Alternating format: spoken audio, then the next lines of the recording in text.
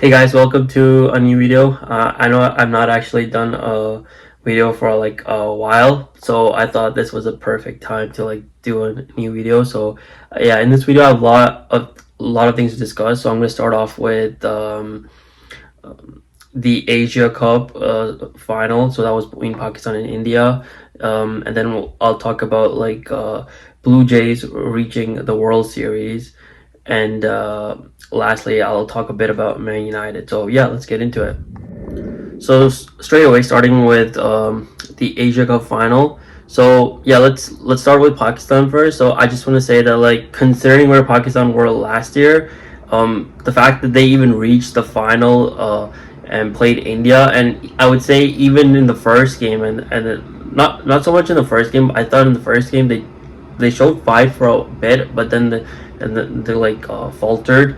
But like in the final, I thought like they were almost evenly like going toe to toe with India, which I did not expect for, like Pakistan to show, considering what we saw in the U.S. So I thought that was a remarkable turnaround to see like how Pakistan were performing in the Asia Cup, and I do think like Pakistan's team has improved, but it's still got like a lot of work that needs to be done for like them to be serious contenders in like the tournaments that are coming up. So I would say overall, I thought Pakistan did have a good tournament, and they did improve massively from where they were last year.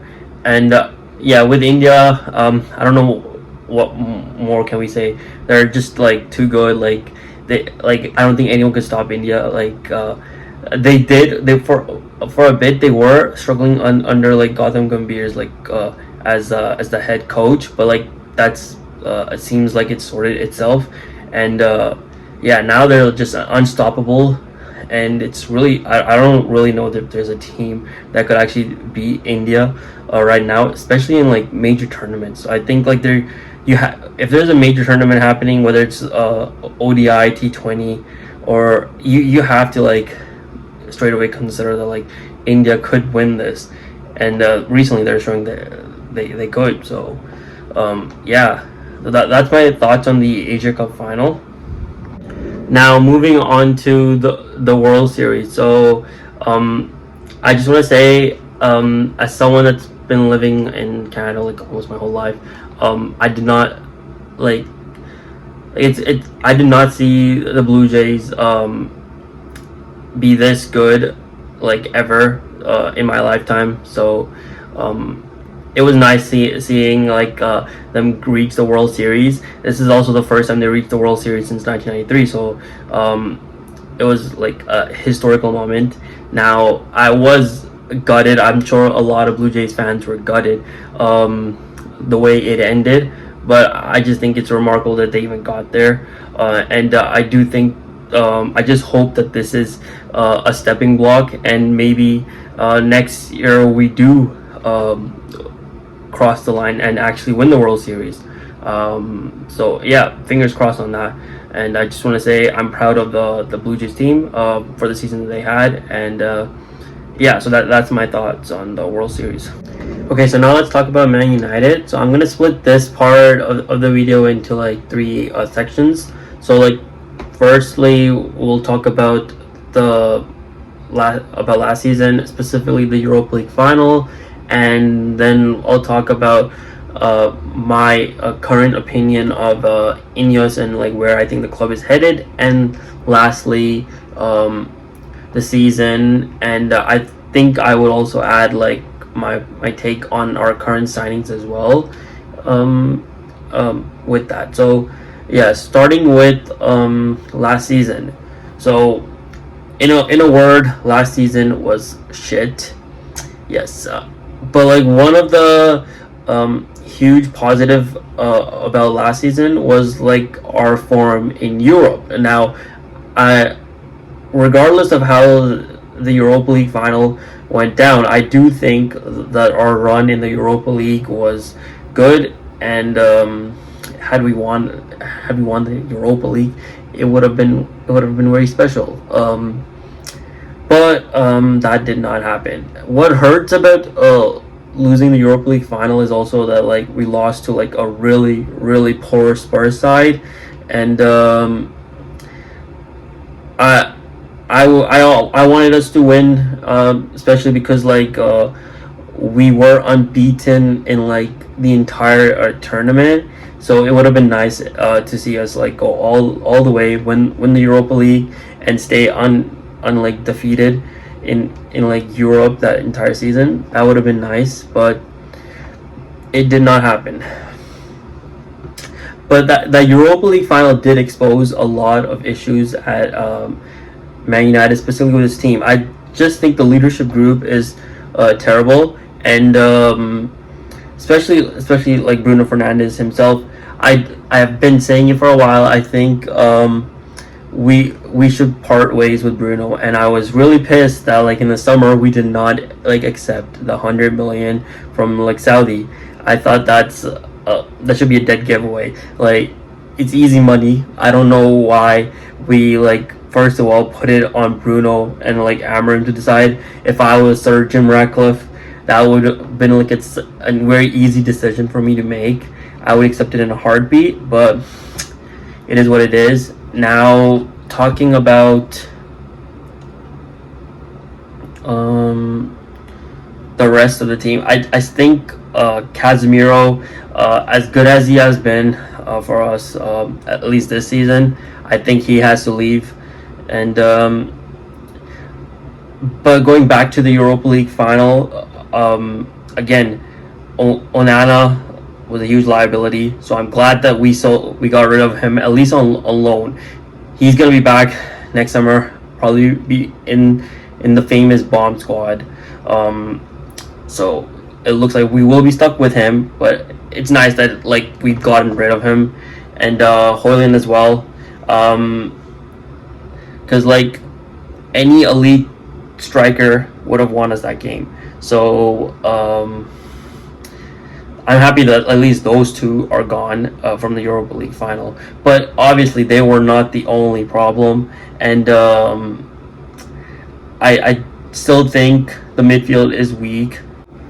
Now, since I am talking about the specific aspects of the team, I should just probably go over like our summer signings.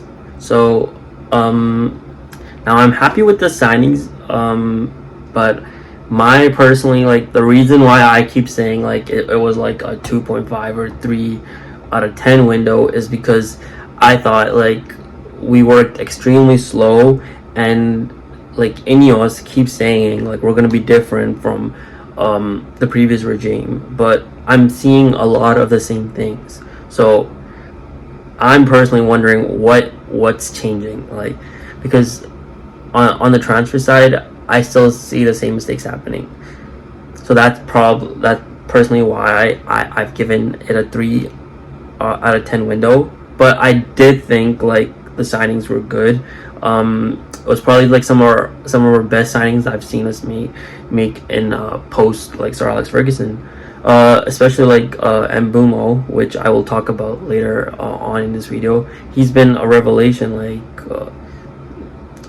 he's been amazing for us. So there's that, and I also thought like some of our like outgoings like took so long to happen. Like the whole Rashford situation was annoying. I thought like we took too long getting rid of Højlund, and I think that could have been done quicker. And yeah, so there's that. And if I look at our the 11 that played in the Europa League, I don't think that only Onana and Højlund were to blame for losing that game. Now it's good that we got rid of them, but I don't think they were the only ones that were to blame. I do think we could have gotten rid of Bruno Fernandes, like I've said before. We could have gotten rid of Casemiro. Could have gotten rid of Xerxes. Luke Shaw should not be playing for Man United in 2025. I'm sorry. He should be playing for Coventry, not Man United. So he should not be playing for us. And you could make a case for any other player too, like Ugarte again should not be playing for Man United. And So yeah, I thought like the transfer window was not as good as it could have been. Um, so that's my take on that. But since we are still talking about the Europa League final, another reason I was obviously gutted, which I'm sure many Man United fans can relate to, is, excuse me, because we did not win another trophy. And considering Liverpool have like three more major trophies than us, if we had won the Europa League, the gap would have been two. We I don't care how shit we are on the field, how distant we are from winning the league. We need to keep that gap between us and Liverpool for major trophies close to as possible. And if we have a chance of winning a trophy, grab it with grab it with both hands. Like, just get it over the line, win the trophy. And the fact that players couldn't do that made me frustrated in them. I obviously was frustrated with the owners because I've said like countless things to them, which I do not regret because I do think they're horrible people, and I'm including Ineos and Sir Jim Ratcliffe in that, not just the Glazers. I think like both of them are awful people, and like one of the things that I like, if we're segmenting into another aspect of Man United in this video. So another thing that I would like us to do to like improve as a club is, well, it has to start with the owners. There needs to be accountability taken. I thought we lost the Europa League final, and one of the things that frustrated me was there was no accountability. It was just like put under the carpet, and we just moved like nothing happened. And all we got from the club was, oh, we'll be where we need to be by 2028. Frankly, that's not good enough for me. I don't care about 2028. I want Man United to be good. Now I want Man United to be competing with Man City, Chelsea, Arsenal, Liverpool now, not in 2028. So I don't understand the emphasis on 2028 by the club that keeps on getting pushed around. So that personally annoys the shit out of me, and I that's why I personally don't think like Ineos and the Glazers are like it for us, because like they really don't give a shit about Man United. They're just using us as an investment, and you could tell because there's so many things that are taking too long to happen. Not only the player recruitments and all that. I think like the women's team's getting neglected. I think the academy is still getting neglected, and I also think stadium, which I'm sure they have their like issues with like the government they need to sort out, but I think these things could be done quicker, which they're not doing. So I have various concerns with Ineos and the Glazers running of Man United, and I don't think it's gonna get solved any sooner. So personally, the first thing that I think needs to change at Man United is the ownership, and also accountability. Like, I'm not saying like you should stack Amarim for losing the Europa League final, although some people might say that, and they have, but someone should have been sacked for that. For that, maybe Omar Barada or Wilcox. I mean, you did sack Dan Ashford and Ten Hag, so technically you should have sacked maybe Wilcox and Omar Barada too.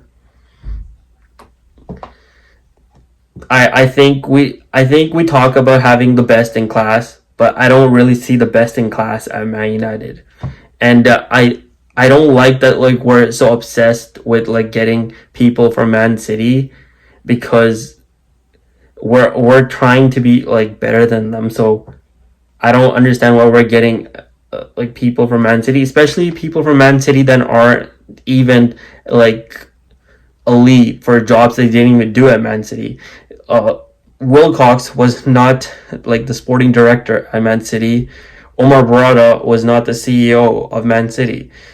So why have we brought them over from Man City to do jobs they weren't doing at Man City?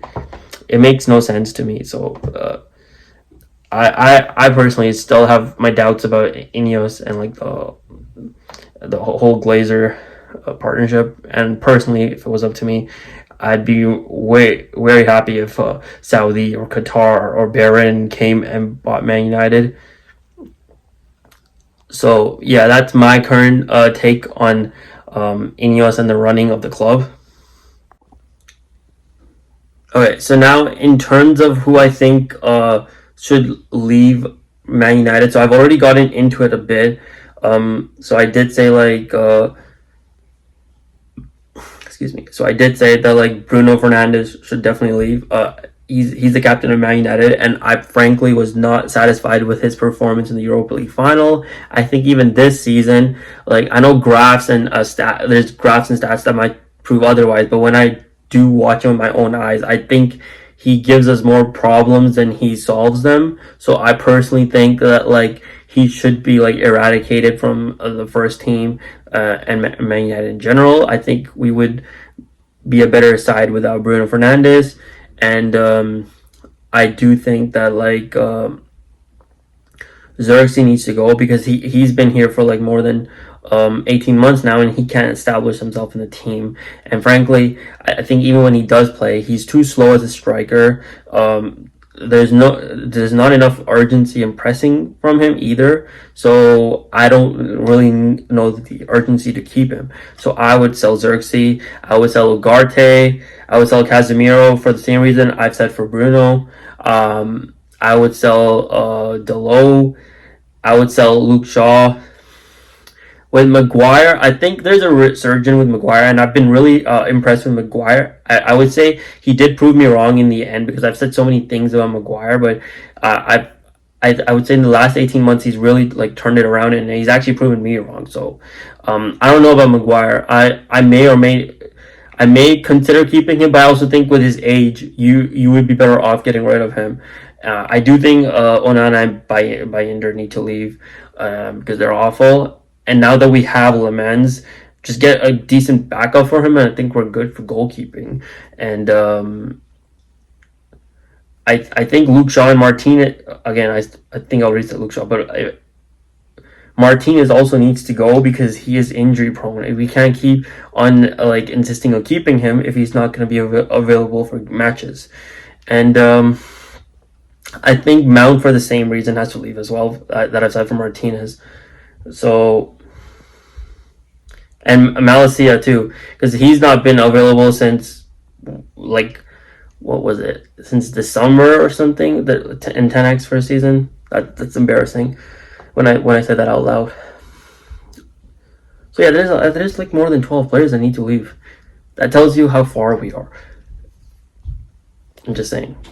Okay, so now let's talk about like our season in general, like the current season.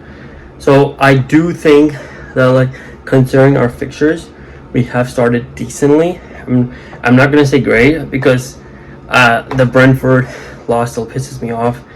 Draws against Spurs, Forest, and Fulham still piss me off. I think we could have. Well, certainly in Fulham's case, we could have. We could have and probably should have won. Forest again, and Spurs.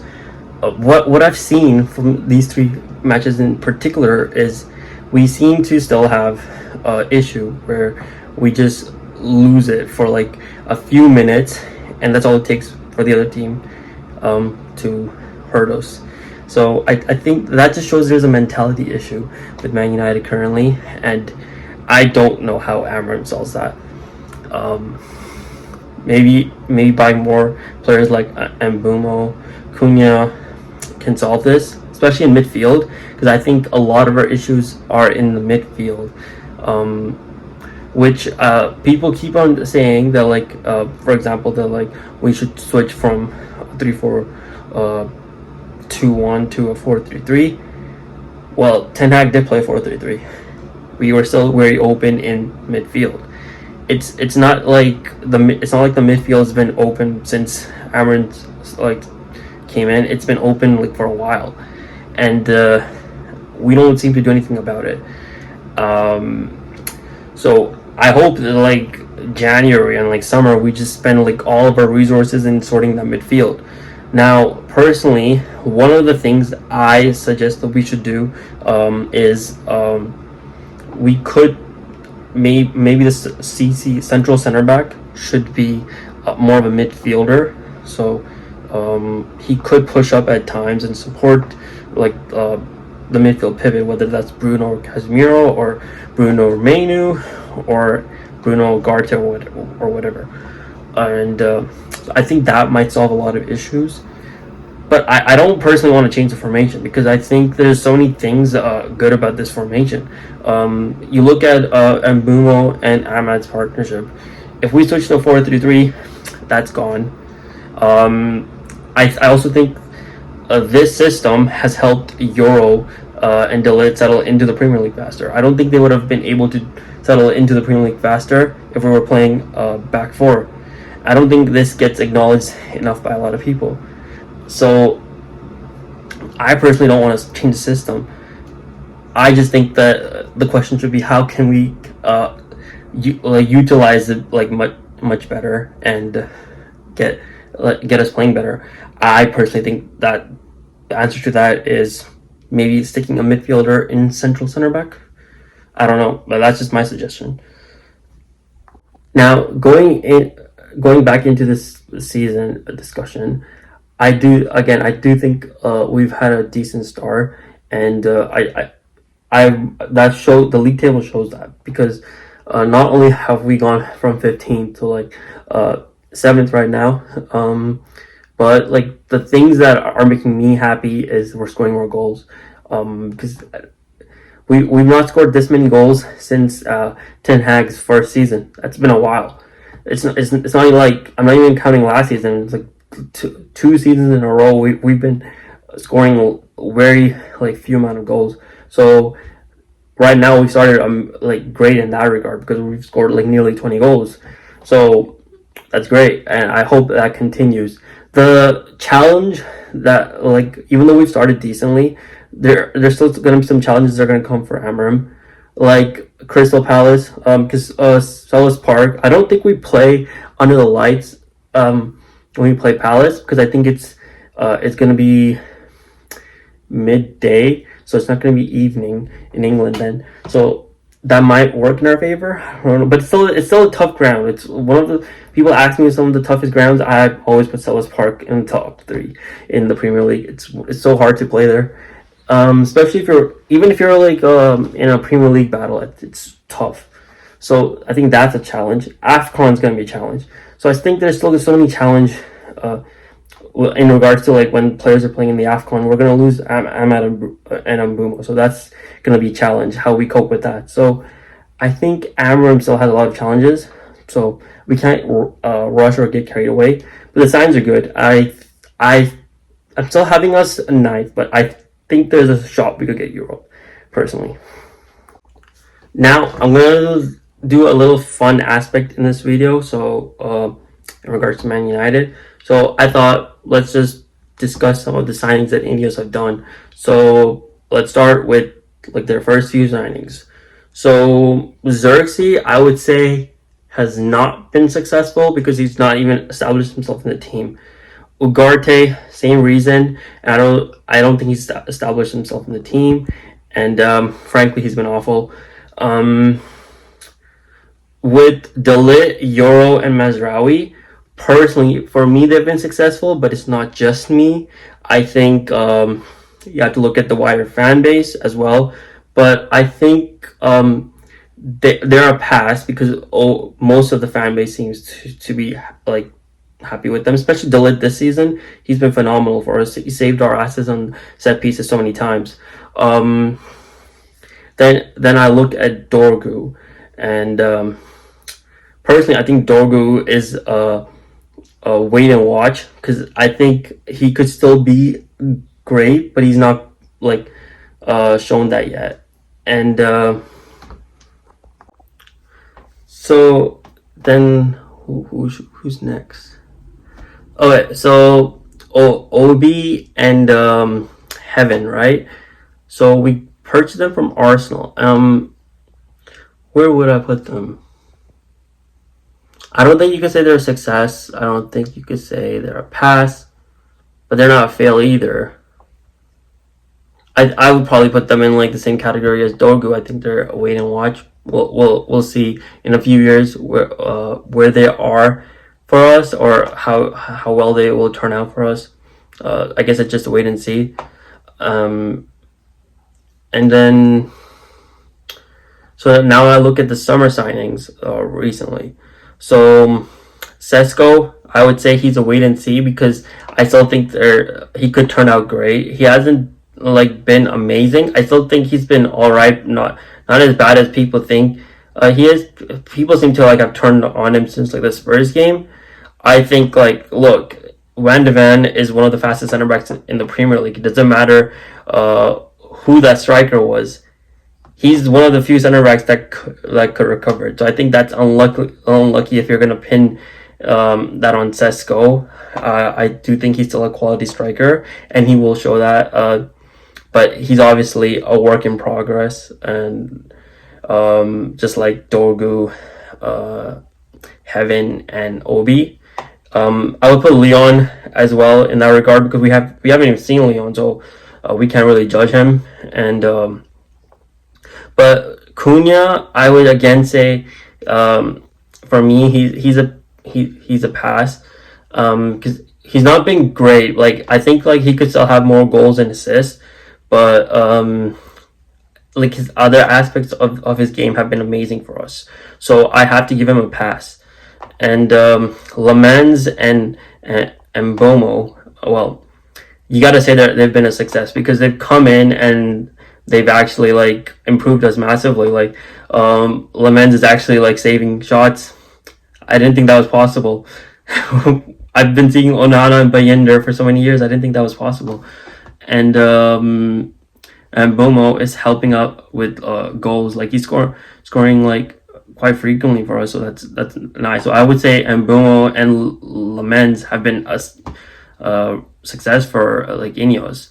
So if you look at it that way, so you have like two success signings, two, I would say, signings that have flopped, and yeah, most of your other signings are either pass or work in progress. So I would say Ineos have done like a mixed job, like in recruitment, not an amazing job. Like you can't really rave about like Ineos' recruitment.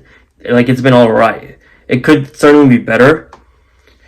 So yeah, I guess we'll just have to wait and see. Anyways, so that's the end of the video. We did discuss a lot of things, so I hope you enjoyed this video. Make sure to leave a like, comment on your thoughts on Man United, or if you want to talk about the ICC Champions Trophy, or not the Champions Trophy, sorry, the Asia Cup, excuse me, or like the Blue Jays World Series defeat. If you want to talk about that in the comments, feel free to. I'll make sure to read it out, or have a look at least. So yeah, see you in the next video. Cheers.